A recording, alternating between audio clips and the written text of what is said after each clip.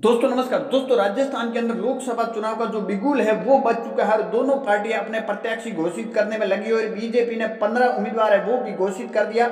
और कांग्रेस इस बार देखिए बाड़मेर जैसलमेर से हेमाराम चौधरी के सामने क्या कैलाश चौधरी टिक पाएंगे। देखिए बीजेपी की अगर बात करें तो कैलाश चौधरी को लोकसभा में दोबारा मौका बीजेपी ने दे दिया है बाड़मेर जैसलमेर से। और कांग्रेस के जो उम्मीदवार है वो हेमाराम चौधरी होंगे।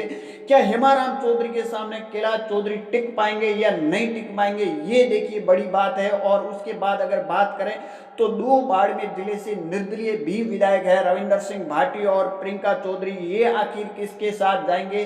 क्या हेमाराम चौधरी का साथ देंगे या फिर कैलाश चौधरी के साथ ये जाएंगे? अब देखिए अगर कैलाश चौधरी के साथ ये नहीं जाते हैं, हेमाराम चौधरी के पलड़े में चले जाते हैं तो कहीं ना कहीं बीजेपी के लिए सीट है वो टफ फाइट में जा सकती है। इन दोनों निर्दलीय हैं वो गेम इन बीजेपी का हो या फिर कांग्रेस, दोनों पार्टियों का बिगाड़ सकते हैं। क्योंकि जिस तरह जो जानकारी मिल रही है कि जो निर्दलीय हैं वो किसी भी तरफ जा सकते हैं, चाहे बीजेपी के पलड़े में जा सकते हैं या फिर कांग्रेस।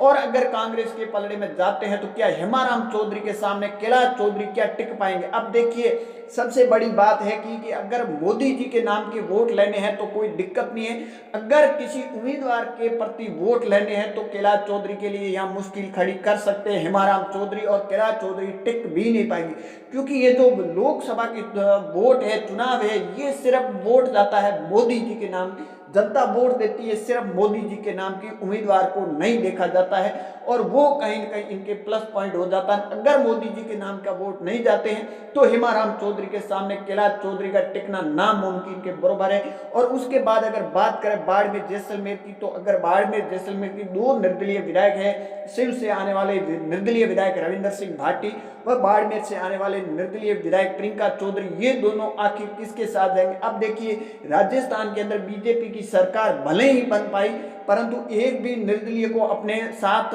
सत्ता पक्ष में नहीं बिठा पाई है। तो कहीं कहीं कैलाश चौधरी के लिए ये दोनों निर्दलीय हैं ये मुसीबत खड़ी कर सकते हैं। और जो कैलाश चौधरी को यहाँ भजनलाल सरकार ने 5 लाख का टारगेट दिया था, भजनलाल जब बाड़मेर आए थे, परंतु पिछली बार 3 लाख वोटों से कैलाश चौधरी जीत पाए। परंतु इस बार जो फाइट है वो आपको अलग देखने को मिलेगी। क्योंकि अलग इसलिए, इस बार जो कैंडिडेट है वो हेमाराम चौधरी है कांग्रेस की तरफ से। हेमाराम चौधरी एक मजबूत कैंडिडेट है, साफ छवि के नेता है और लोग हेमाराम चौधरी को चाहते भी है। और दूसरी बात है, दो निर्दलीय विधायक रविंदर सिंह भाटी हो या फिर प्रियंका चौधरी हो, ये अगर कांग्रेस की तरफ झुकाव करते हैं तो कहीं कहीं कैलाश चौधरी के लिए यहाँ, बीजेपी के लिए यहाँ मुश्किल खड़ी कर सकते हैं। अगर कैलाश चौधरी इन दोनों को मना पाते, अपने पाले में लाएंगे, अभी तक तो ऐसा हुआ नहीं है, कैलाश चौधरी सक्सेस नहीं हुए। आगे चुनाव से पहले अगर इन दोनों निर्दलियों को अपने पाले में लाते हैं और विधानसभा के अंदर सत्ता पक्ष में बिठाते हैं तो कहीं न कहीं जो स्थिति है वो कैलाश चौधरी की ठीक ठाक रहेगी। इन सब के बीच में मानवेंद्र सिंह जसोल आखिर क्या करेंगे?